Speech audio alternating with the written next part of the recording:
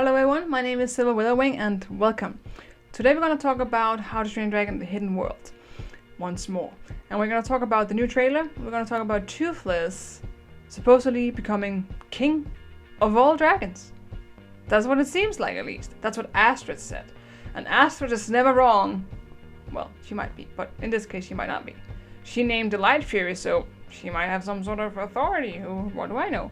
So, in the second movie, Toothless defeated the Bewilderbeast, and Toothless became the alpha of Berk, of all dragons on Berk, and all of Drago's dragons as well. Every dragon within a few miles radius, I would say. He became the alpha, the king, so to speak, of them. So in that regard, I guess Toothless was already kind of a king, just a smaller king, in a small area. And then he goes to the hidden world. And the other dragons might look up to him because he's the last of his kind. I don't know, because he's strong, because he has a strong resolve, because the Light Fury introduces him. I don't know. A lot of things could be the reason behind that. But it does seem like, because he's standing up there, all fancy, with his wings out, and he's like roaring and like, I am the king, worship me! And the other dragons go, okay, I'll worship you. And they all worship. And it seems like he's gonna become the king. So, my thoughts on this are not, I'm not too fond of it.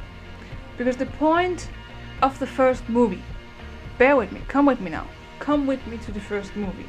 Hiccup shot down a Night Fury. He was shot down, he was basically dead. If any other Viking had come along, Toothless would have been dead. And it made that scene so understandable. It was so full of empathy, and it was so human, even though Toothless is a dragon, but you know, that kind of term. And it just, Hiccup could have killed him, but he didn't. But in that moment, they were both equal. They were exactly equal. And Hiccup saw that, and that's why he released him. And Toothless also in turn didn't kill him. He moved away. He flew off. And then they found each other. But it made Toothless seems... He was a dragon, of course, and he was a special dragon. He was a Night Fury, and that was special, but he was still just so relatable. He was so approachable. He was so... You could reach out and touch him. You felt that way, at least. He was anything. He was anybody. Someone Hiccup could befriend. It wasn't about him being this powerful and huge dragon or whatever. He was just this being that was lost, that was injured, and Hiccup was there, and he could approach him and befriend him because they were the same. Despite being a human and a dragon, they were exactly the same. And they have been that in the second movie as well, up until the point where he conquers everything and becomes a king. And I'm not saying becoming a king is a bad thing, but I just think it drags the attention away from that bond and that entire feeling of you don't have to be some sort of whatever, chief, special powerful dragon. You can just be you and come together with someone who is like you and understand each other on such a deep level. And that will be enough. That is more than enough. That is beautiful, and I couldn't ask for more. I don't understand why we need all these flashy titles and flashy strength and Toothless is challenging the Alpha to protect you. And while that scene was epic, yes, it was very epic and I enjoyed it. But I just don't think it was necessary. It made it much less understandable. It dragged apart something big, and it made Toothless like a king all of a sudden. But he doesn't need that.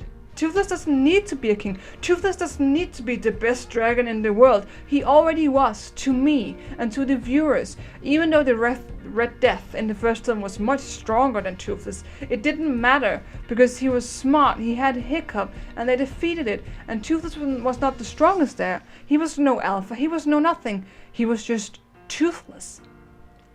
But now it seems like they are trying to make him this ultimate dragon, this ultimate strong dragon that can conquer everyone, and he is the special one, and he is the king. And I don't think that it does anything for him. I don't need Toothless to be the king. I don't need Toothless to be the alpha of the world. I would like Toothless regardless of being this powerful, omnipotent creature that everyone blindly follows. Because when you look at it, isn't Toothless exactly like Draco's bewilderbeast? The dragons might not be like having a blank expression, just following blindly, but they're still following him. They might be doing it of their own free will, somehow, but they're still following him. Because he's strong, because he defeated the bewilderbeast. So he became king. Like, he was already the dragon of the chief.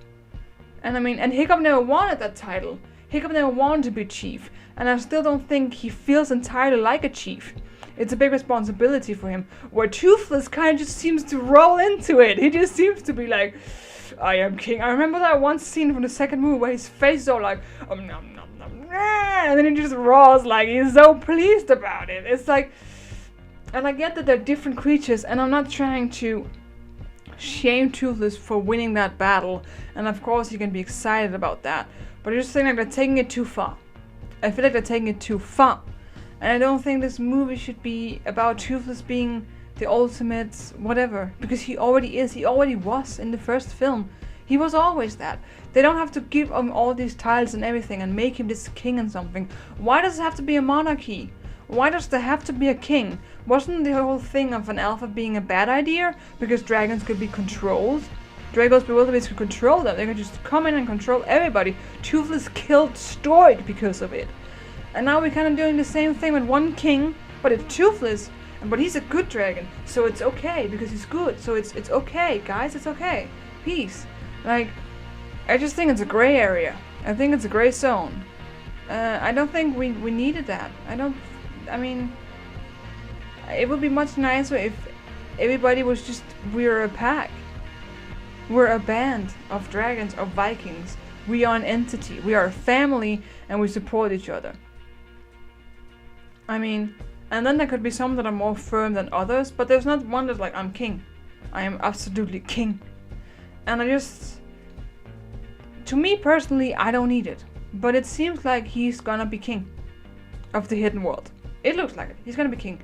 And I just feel like we already saw this in the second movie as well. He's the alpha. Don't wear it out. I mean, it's just, it's whatever. I don't need that. And I think it takes away a lot of it, because Toothless is less approachable now, to me at least. Because, well, he's a king, so okay. Like, he might still be the same dragon, but I feel like it takes a little bit away from that young boy and his young dragon, and how they were working things out, and they didn't need to conquer the world. They didn't need to be in control of anything. They had each other, and that was what was important. And what was important to make was to make others understand them. And that was all it was. But in any case, it seems like Toothless is gonna be the king. So what I really wanted to do, I wanted to ask you, how do you feel about this? Do you think it's amazing that Toothless is gonna be king? Do you just think it's epic and yes, go for it?